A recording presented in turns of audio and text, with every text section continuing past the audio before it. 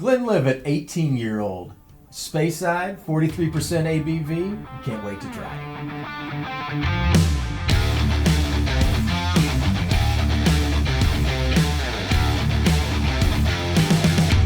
What's up? Hey guys, it is Scotch for Dummies. 4 guys on a Scotch journey to help you with your next Scotch purchase.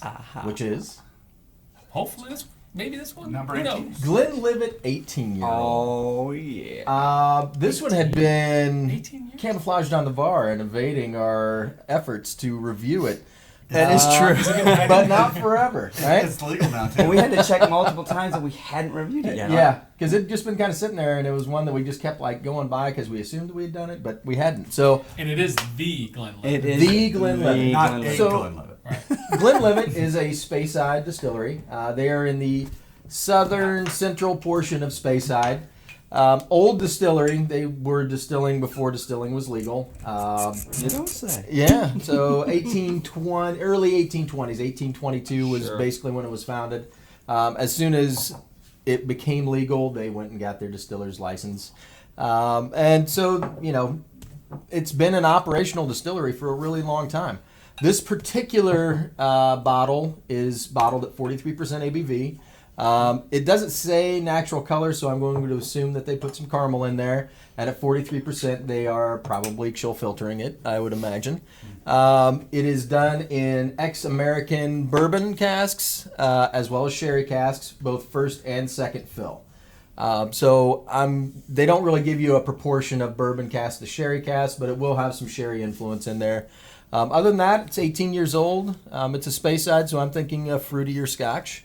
But that's really all the information they give you. If you go on their website, they tell you it pairs well with foie gras. So if you have some foie gras just sitting What around, the what? That's good. after the review, I'll tell you what that Bonus footage. You don't want the pate, you want the whole. So stick around to the end. The bonus footage will be Mark and I hunting down a goose. There you go. So it looks like the born on date of this bottle was 2018, February 12th. So From the river Livet, meaning the flowing one. There you go. And it's the southern part of As opposed to Speyside, the too, river is the that distillery. doesn't flow. there are a lot of those in Arizona. I think. Actually, I think it's the smooth flowing one. Yeah, smooth flowing one. So guys, what are we expecting? I'm thinking oakiness probably. Maybe a hint of fruit is probably my guess. It's all Well, fruit I mean- and juicy fruit. And, Really? We're assuming coloring too. It doesn't say anything. Yeah, about Yeah, it doesn't say anything about natural But it doesn't, color. that doesn't so. change the flavor, so we'll just go with No, but I'm saying if it were natural Yeah. color, I could really tell how long or what kind of barrels it sat in from that color. Man, you were right about the juicy fruit gum. it. Yeah, totally. Really? Totally juicy Yeah. fruit gum. Yeah, exactly. It's- Open the it's, first juicy fruit packet. It's a fruity floral extravaganza going on in the glass today. So, It's like you're in a woodworking shop and you just opened a juicy fruit gum packet. Yeah, because I get a little it's bit of, light, and there's a though. little bit of spice down on Yeah? the bottom. And a little sawdust too. Ooh.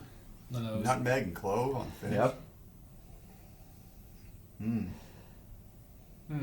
I think it's really light on the nose. It is. It is, that it is palate's very light. nice. So 43%, you get no burn on the nose at all, and so that's great. I mean, I think that's kind of This is an easy drinking glass. yeah. You could Yeah, you're not going to be slowed down by the unapproachability of its high alcohol content. no. However, it's got a really nice palate. I don't find anything off-putting. No. It does have a little bit of a drying characteristic on the Cloying, back yeah. of the finish. Very And much it's so. not as cloyingly sweet as I thought it would No. be on the nose. It's more, I guess it's more floral than it is fruity. Exactly. Yeah. I was gonna say I don't get a whole lot of fruit. Maybe just a hint of maybe some orange and apple, barely. Now It's that I've more- had a sip, I get more like it's got some pear, Some rose petal. and got some and it's floral. got a little bit of hint of that Definitely spice, floral. that clove and, Yeah. Coin and 38. nutmeg. Coin We are 38. Coin 38. Don't mind if I do. Related to 1838, which is when they started ramping up production. Yeah, that's true. Sure. Why not? Yeah. So Actually, no. the distillery tidbit is they became so popular. Really, the first ones Oh, that yeah. were making really good whiskey back when it became legal in 1824 or something like that. Yeah. So following all the distilleries around there, or not even distilleries, people making whiskey, they started bottling their stuff and calling it Glenlivet. Why not? Because the River Livet's right there, they so were we right can there. do it too. And so they were really selling off of their name. At which point, they petition, and I believe whoever grants the, whether it's the king or whoever at the time says, no, you guys are now the official, the Glenlivet. Right. Kind of like copywriting, if you will. Yeah, Right. the copyright is essentially the name. Yeah. Yep. The Glenlivet. The So Glenlivet. there you go. I got a little bit of spice on the finish. Do we It know a has a price bit. on this? That's a good question. You know what? I did not check. We that. have an internet I connected could device. look it up here if you want. Or, Yeah, keep And talking. I would say, I'm not sure I know where this bottle came from if we actually purchased this one. I think this was I think it's a gift. gifted us by a subscriber of ours that this is a go-to of his. This is a Yeah. staple bottle. One that is his fallback. Which is, I see why. It honestly is an easy drinking scotch. Oh, it's complete. You could drink it neat all day long. Right. The more that I drink it, though, the more that spice becomes pronounced. I See, don't know I'm if you getting guys more have noticed dryness that. and a little pepper on the finish. I'm not getting as much the clove. I don't think that first sip had a lot of that, But the first sip to me was much more fruity and floral, with just a hint of spice. And now I'm on my third sip, fourth sip, and the spice is coming forward. It's a lingering quality. So I think it's See, I don't even It's get the adding to juicy fruit on the itself. nose anymore. I get more floral and pear on the I get nose. floral and sawdust now. That's fine. Sawdust. Okay. I can see a little pear on the initial palate. Well, it didn't last long ago. And then I get more sawdust on the finish. What's the ABV? 43. So I looked real quickly online. I'm seeing about a pattern for 120. So let's just say between 110, 115 and 130 probably, maybe around that time or figure. That's fair. Right, 18-year-old, that's probably fair. Yep. Yep. I mean, that's hitting that's where all the other 18s are coming in. Unless there's a couple of 18s that are coming in higher than that. I know that the Highland Park 18 is going to be higher than that. Right. McKellen 18 going to be a whole lot higher a than lot that. higher than that, right. Springbank 18. I mean, and I'm just naming the three, the ones that are typically higher priced anyway.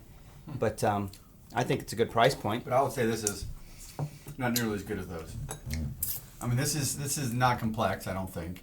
No. It's not. I wouldn't. I mean, would you pay $120 for this? It's kind of There's a lot of good scotches for less than that. I don't know. For It me does have a personally, kind of nice creamy quality to it, though. It's getting more creamy as it sits. I'll be Well, honest with you. My nose is water, definitely. I was gonna say, man, I'm starting to get some vanilla-ness, some tapioca, some Maybe you sweet vanilla. give it a chance to open up with that water, because it didn't. The I nose think stayed the water same. does help a lot. Have you hit It water does. on it yet? Yeah. It's getting creamier We now all with have. some water on it. The water definitely changed the profile, The but palate, I it don't think was good. didn't. It didn't diminish the palate. You know? No. Which Actually, I think it improved the palate, personally, so far. All right. Before it was more of that kind of, to your point, not very complex, but that typical Scotch flavor you're looking for. Maybe a little bit more of the oak on the finish, but now it's creamier than it was before, which I definitely enjoy. Maybe creamier. Yeah. I like to watch the water interact with the scotch when you first pour it in. It almost looks like a mirage. You can see it swirling in there. You know what I mean? It kind of, right when you put the water in, you can see it actually interacting with the alcohol. I get a little bit more of the vanilla. Oh, yeah. Oh, yeah. It tamed down the spice a little bit, which I like, because the spice was getting a little much for me, to be honest. It was kind of unbalancing the scotch just a little bit. But it lost some of that fruity character that I was. Yeah, I was liking. It's It's pretty not flat. as- I'm getting a lot of flatness out of this now. The Huh. water didn't. You may have put a Bring it little up bit. at all. I'm not sure what you put in there, but I hardly put any in. Just a So little bit. it brought the juicy fruitiness back, but I actually got rose petal. I think you said. Yeah, Did Did you Rose say petal. rose? Did you say rose? That's interesting. Yeah, there is definitely that's probably what I would say is the predominant. Except for that first nose, the predominant is like floral roses and Okay. I don't get lavender. It's not distinct in there. Well, I think I'm probably ready to go. The Glenlivet 18, about, let's just say $1.25. Cut the split the middle Yeah, sure. there. So $1.25.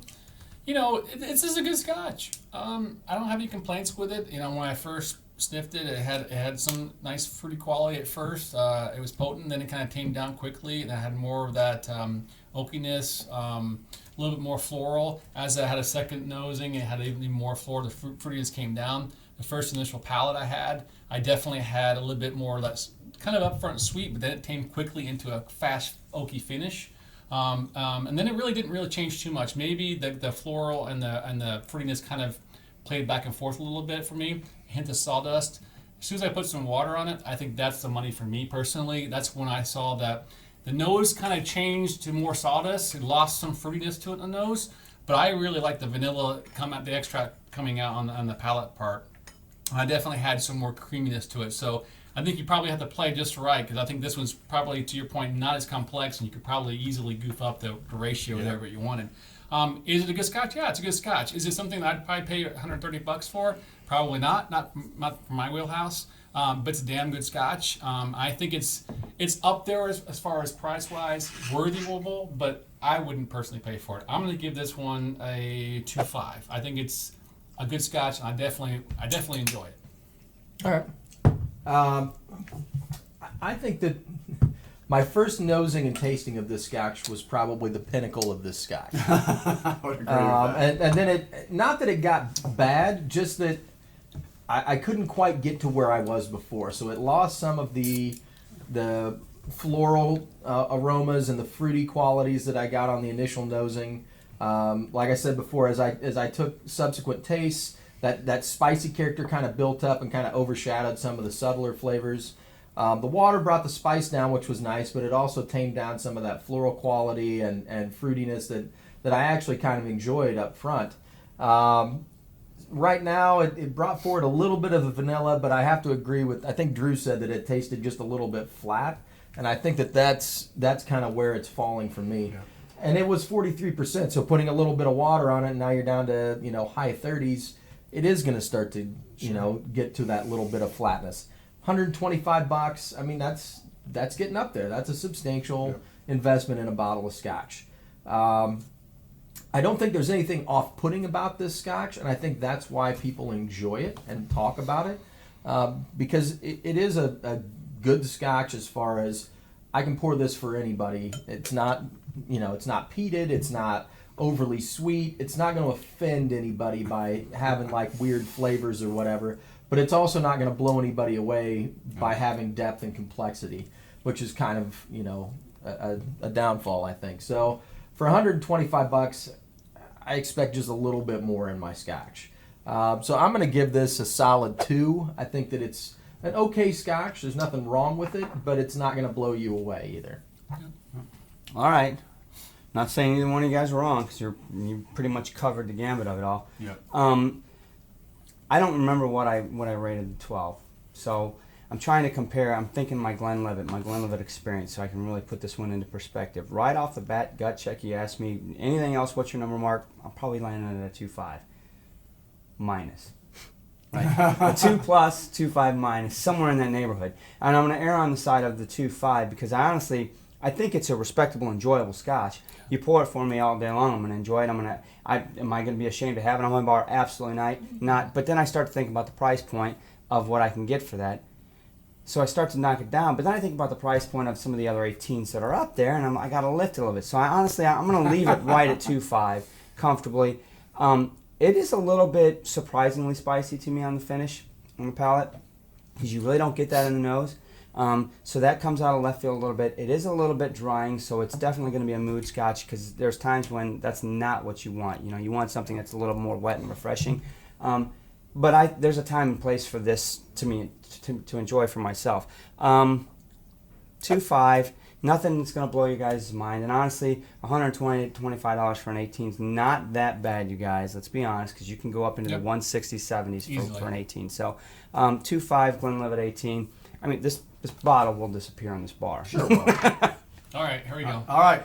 This is not my wheelhouse. No kidding. way. Really? This reminds me of a Dewar's. Because it's just middle of the road, it's vanilla. It kind of tries to hit everything but gets nothing right. It's because there's just nothing in it. It's just to me, an 18-year-old Scotch should have some richness and some potency and something that wow, that is way better than the 12. And I don't know the 12. It's been years since I tried the 12, but this is not impressive to me. So I'm going to give this a 1.5. because Wow. if I was trying to introduce somebody to Scotch and say, "Yeah, this is a $125 bottle," they're going to say, "Why would I pay $125 for that?" Because there's just nothing interesting about it to me. I like, and so if you are, depending on how you like Scotch, is it a sherry head? Do you peat head? Do you like something strong with high alcohol? This has nothing interesting in any of those categories. It is just like the core Scotch without a great. I mean, it is smooth. There's nothing wrong about it. I will say that. So that's why it's a 1.5 and not a 1, because there's nothing sour. There's nothing biting. There's nothing any of that. But for $125, it doesn't have interest to me. Okay. So I'm going to give it a 1.5. I will drink it, but the thing is, I would put this as in the class of a warm-up Scotch. Get my palate You're not drinking warmed any up. more of it. He's Way to out. go. He's out. Question for you guys. So, fair enough. Yeah. I think this, along with a few other distillers we know of, they're fanboys, right? So they're definitely fanboys of the Glenlivet, right? Yeah. So and it's hard for us because we don't have a whole lot of Glenlivet experience as Yeah. far as a family. But I would probably say that, knowing that I've had a few of the Glenlivets so far, that this is probably pretty respectable in the line so far that I remember. I would say so. I haven't had their 21, so Well, I'd yeah, like I to mean, go that's into the thing. that. There's nothing edgy. There's nothing. I mean, if you are walking through the Glenlivet line, this is the best we've had. So that's my point. If you are a Glenlivet fanboy or fangirl and you like the Glenlivets, Sure. and you want to invest in something like this, you're probably not going to be disappointed because it's well. I in think the it's line. finesse in a sense, right? Yeah, yeah. But to our palates, definitely needs more. And that's the thing. That's my palate. I like the rich ruby fruits. I like Right. peated whiskeys. I like things So- that have some punch to them. And this doesn't have that for me. In my world, when I think about this, in today's day and age in Scotch and what they can do, and even more with the SWA opening up things, you've got distilleries that are exploring way out here. They're really edges, stretching these edges, and that's really a popular thing to do. I think this one is down the middle core. This I is agree. this is 1824. They haven't changed what they've been doing for 200 years. This is it. They're down that road. And a lot of people like this outlying stuff. Wow, they're finishing it in this, or they're really putting this flavor. Yeah. This is middle of the road. Yeah. This reminds me of several other scotches that we've had that, that people enjoy, that they like, that are built as a backbone for blends, right? So This is the main core malt scotch that you're going to put into Dewar's or J&W or whatever you're making, right? And so there aren't a lot of off flavors because that's not what they want. Yeah, They want the malt character. They want the classic malt scotch. They're going to add grain to This it, is that. and that's what you're getting. So to me, this is what that is. But if you're looking for more, if you're looking for depth of flavor, some additional character in an 18-year-old scotch, to me, this doesn't have that. Yeah. Yep. All right. All right. So I got a 2.5 to 2 to 2.5 to 1.5. So 2.125? Probably. Wow. It's in that Wow. range. Someone's Somewhere been studying somewhere this, in man. Guys, thanks so much for watching. Appreciate you guys. Subscribe, Yep. Like, notification bell, podcast. Thursday Night Lives. That's the best time to come. Thursday Night Live. Hope to see you on See you guys Thursday on night. Thursday. Don't miss it. Cheers, guys. Cheers, guys.